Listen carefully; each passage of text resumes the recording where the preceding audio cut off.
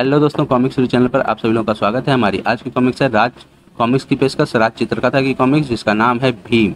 तो दोस्तों, इसका पार्ट 1 हम पहले ही पढ़ चुके हैं और ये पार्ट 2 है, तो चलिए इसको शुरू करते हैं। गुरु द्रोणाचार्य की शिक्षा भी दुर्योधन की ईर्ष्या को शांत नहीं कर सकी। मामा श्री, नगरवासियों के मध्य प्रतिदिन बढ़ती पांडु पुत्रों की लोकप्रियता मुझसे सहन नहीं हो रही है। फिर उन्हें नगरवासियों से दूर कर दो भांजे। कैसे? वाणावत में शिव मंदिर पर बड़ा भारी मेला लगने वाला है। किसी बहाने उन्हें वहां भेजो और वहां लाख का एक ऐसा भवन बनवाओ जिसमें। समझ गया मामा श्री, पर इसमें आपको मेरी मदद करनी होगी, अन्यथा पिताश्री उन्हें वहां नहीं भेजेंगे। चिंता मत करो भांजे, वे अवश्य भेजेंगे। योजना के अनुसार दुर्योधन ने वास्तुकार पुरोचन से लाख का घर बनवाया। कुमार, लाक्षागृह तैयार है। मित्र, मेरा यह भेद गुप्त रहना चाहिए, मैं तुम्हें मालामाल कर दूंगा। दुर्योधन की जिद के आगे धृतराष्ट्र को झुकना पड़ा और राजाज्ञा स्वीकार करके पांडव पुत्र अपनी माता के साथ वारणावत की ओर चल दिए। मुझे तो इसमें भी दुर्योधन की कोई चाल मालूम होती है भ्राताश्री। नहीं भीम, मेला देखकर तो हम लौट ही आएंगे। लाक्षागृह में पांडुनंदन, मुझे विदुर जी ने भेजा है। विदुर जी ने इस भवन के विषय में आपको संकेत दिया था। मैं सुरंग खोद सकता हूँ। ठीक है, तुम सुरंग खोदने का कार्य आज से ही शुरू कर दो। देखा भ्राताश्री, मैं नहीं कहता था इस भवन की दीवारों से मुझे लाख और चर्बी की दुर्गंध आती है। दुर्योधन हमें जलाकर मार डालना चाहता है। कृष्ण पक्ष की चतुर्दशी की रात को पुरोचन ने लाक्षागृह में आग लगा दी, पर पांडुपुत्र बच निकले। दर दर और वन वन भटकते भूखे प्यासे पांडुपुत्र एक भयानक वन में पहुंचे। पानी, मुझे पानी पिला पुत्र। हाँ माँ, मैं पानी लेने जाता हूँ। अर्जुन, तुम यहाँ सतर्क रहना, जल्दी लौट आना। भीम जब पानी लेकर लौट रहा था तो वन में एक सुंदर युवती ने उसका मार्ग रोका। तुम कौन हो देवी, मेरा मार्ग क्यों रोक रही हो? हे बलशाली नौजवान, मैं हिडिम्ब राक्षस की बहन हिडिम्बा हूँ। तुम्हारी सुंदरता पर मोहित हो गई हूँ। देवी, मेरी माँ और मेरे भाई प्यासे हैं, पहले मुझे उन्हें जल पिलाना है। अवश्य आर्य, मैं आपके साथ चलती हूँ। उनसे अनुमति लेकर ही मैं आपसे विवाह का प्रस्ताव करूंगी। भीम हिडिम्बा के साथ अपनी माता के पास पहुंचा। यह युवती कौन है पुत्र? यह हिडिम्ब राक्षस की बहन हिडिम्बा है माँ। लो, पहले पानी पियो। जल पीकर कुंती ने हिडिम्बा की बात ध्यान से सुनी। बेटी, तुम मेरे पुत्र से एक ही शर्त पर विवाह कर सकती हो। रात होने पर इसे हमारे पास छोड़ जाओगी।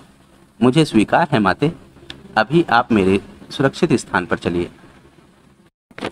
उसी समय हिडिम्ब नामक भयानक राक्षस वहां पहुंचा। यह नरभक्षी मेरा भाई हिडिम्ब है और यह अत्यंत दुष्ट है। मानसकंद, आज बहुत दिनों बाद मनुष्य का मांस खाने को मिलेगा। पहले मैं तुझे रसातल में पहुंचाऊंगा दुष्ट। भीम और हिडिम्ब के मध्य भयानक युद्ध छिड़ गया। नहीं अर्जुन, बाण मत चलाना, मैं अकेला इससे निपटूंगा। मार डालो इसे, यह मेरा भाई नहीं शत्रु है, मेरा अत्यंत नीच है। यह नीच मैं नहीं, तू है हिडिम्बा, जो अपने कुल की मर्यादा को भूल गई। दूसरे ही क्षण देखता हूँ आज कौन बचाता है तुझे। अरे दुष्ट राक्षस, पहले तू मेरे प्रहारों से बचकर दिखा। ले मर। चट्टान से टकराकर हिडिम्ब प्राण विहीन हो गया। इस राक्षस का आतंक तो खत्म हुआ। अब चलो। हिडिम्बा ने भीम से गंधर्व विवाह कर लिया। सौभाग्यवती भव, पुत्रवती भव। सदा सुहागन रहो पुत्री, दूधो नहाओ पुतो फलो। यथा समय हिडिम्बा ने एक स्वस्थ बच्चे को जन्म दिया। स्वामी, इसका घट सिर उत्कच केश रहित है, अतः इसका नाम खडोत्कच रखती हूँ। सुंदर नाम है प्रिय। हिडिम्बे, तुम्हारी पुत्र प्राप्ति की कामना पूर्ण हुई। अब मैं चलता हूँ।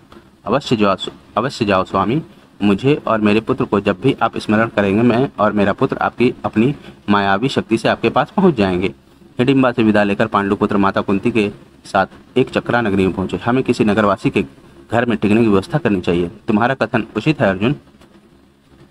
वे एक ब्राह्मण के घर में रहने लगे। भिक्षावृत्ति करके जीवन निर्वाह करते एक रात। हाय मेरा बच्चा, मैं इसके बिना कैसे जीवित रहूंगी। भीम, देख तो बेटा क्या हुआ। अच्छा माते। भीतर जाकर भीम और कुंती ने ब्राह्मण, उसकी पत्नी, पुत्र और पुत्री को रोते हुए पाया। क्या हुआ विप्रवर, आप इस प्रकार विलाप क्यों कर रहे हैं? आपको क्या कष्ट है, हमें बताइए। हे भद्र, इस नगर के 2 कोस की दूरी पर यमुना किनारे जंगल की एक गुफा में एक मनुष्य भक्षी राक्षस रहता है। उसका नाम बकासुर है। तो क्या हुआ? वह बड़ा दुष्ट और बलशाली है। इस नगर से प्रत्येक दिवस 20 बोरी धान, 2 भैंसे, एक मनुष्य भेजना पड़ता है। आज हमारे घर की बारी है, परंतु उसे यह सब चीजें क्यों भेजनी पड़ती हैं? तुम सब मिलकर उसका विरोध क्यों नहीं करते? यहाँ के लोगों में एकता नहीं है, कोई किसी के दुख में साथ नहीं देता। इसी से वह राक्षस हमारी सुरक्षा के नाम पर हमसे यह कर वसूल करता है। ठीक है, फिर कल तुम्हारी बारी पर मैं उसे कर चुकाने जाऊंगा। नहीं, आप मेरे अतिथि हैं, अतिथि देवता के समान होता है, मैं आपको मुसीबत में नहीं डाल सकता। देखो भाई, मेरा पुत्र बलवान है, वह उस राक्षस से निपट लेगा, इसका कुछ नहीं होगा, तुम निश्चिंत रहो। मैं माँ होकर नहीं डरती, फिर तुम क्यों भयभीत होते हो? दूसरे दिन भीम राक्षस बकासुर की खुराक लेकर उसकी गुफा के बाहर जा पहुंचा। अरे ओ बकासुर, बाहर निकल, तेरे लिए भोजन लाया हूँ। दूसरे ही पल, हा हा हा हा, ले आया मेरा भोजन, ला, बहुत भूख लगी है, इसीलिए तो यह भोजन लाया हूँ, आओ यह सब ग्रहण कर लो। लेकिन भीम ने स्वयं ही भोजन खाना शुरू कर दिया। यह देखकर बकासुर क्रोधित हो उठा। अबे मोटे, तू तो मेरा ही माल उड़ा रहा है, ठहर जा, पहले तुझे ही खाऊंगा। चला, पहले मुझे ही खा। हा हा हा हा, आ बच्चू, पहले तुझे छकड़ा खिलाऊंगा। हा हा हा हा, धाड़। भीम क्रोधित हो उठा। उसने एक वृक्ष उखाड़कर बकासुर पर प्रहार किया। दुष्ट नरभक्षी, मैं तुझे जीवित नहीं छोड़ूंगा, मैं तुझे कच्चा चबा जाऊंगा। वृक्ष टकराकर गिरे, दोनों कूद गए। यह एक चक्रा नगरी का रहने वाला नहीं हो सकता। भीम ने बकासुर को भूमि पर दे मारा। भयभीत राक्षस आर्तनाद कर उठा। नहीं, मुझे मत मारो। क्यों, आज अपनी मौत को सामने देखकर रोने लगा? कितने बेगुनाह लोगों की जान ली है तूने, आज तुझे मौत के मुंह में भेजूंगा। बकासुर को मारकर भीम ने उसे छकड़े पर लादा। चल, एक चक्रावासियों को भी तेरे दर्शन करा दूं। भीम ने बकासुर की लाश को लाकर एक चक्रा नगरी के चौराहे पर डाल दिया। अगली सुबह, यह तो बकासुर की लाश है, किस बलशाली ने मारा इसे? संभवतः उसी ने जो कल इसका भोजन लेकर स्वयं भी इसका आहार बनने के लिए गया था। बकासुर वध के बाद नगर का दृश्य ही कुछ और था। कुछ भी कहो, मुझे तो ये लोग चमत्कारी लगते हैं। सच कहा तूने, जिस बकासुर के अत्याचार से चारों दिशाएं थर्राती थीं, उसे इतनी आसानी से मार डाला। आपके पुत्र का ऋण मैं कैसे उतार पाऊंगी? उसके कारण मैं पुत्र विहीन होने से बच गई। यदि भीम को कुछ हो जाता तो मैं आपको क्या मुँह दिखाती? मुझे अपने पुत्र पर पूरा विश्वास था। बकासुर वध के पश्चात पांचाल नगर में द्रौपदी स्वयंवर की सूचना पाकर पांडु पुत्रों ने पांचाल नगर की ओर प्रस्थान किया। पांचाल नगर की राजकुमारी द्रौपदी से विवाह के पश्चात जब पांडु पुत्र हस्तिनापुर लौटे और शासन में अपनी हिस्सेदारी की मांग की तो दुर्योधन ने उनकी इस औचित्यपूर्ण मांग को ठुकरा दिया। फलस्वरूप महाभारत का युद्ध हुआ। महाबली भीम के साथ साथ अन्य पांडु पुत्रों ने अपने पराक्रम का परिचय दिया, किंतु भीम ने जो वीरता दिखाई वो किंवदंती बन गई। महाभारत के युद्ध के परिणाम स्वरूप पांडु पुत्रों को राज सिंहासन की प्राप्ति हुई। प्रजा के सुख को सर्वोपरि मानते हुए उन्होंने बहुत दिनों तक शांतिपूर्ण शासन किया।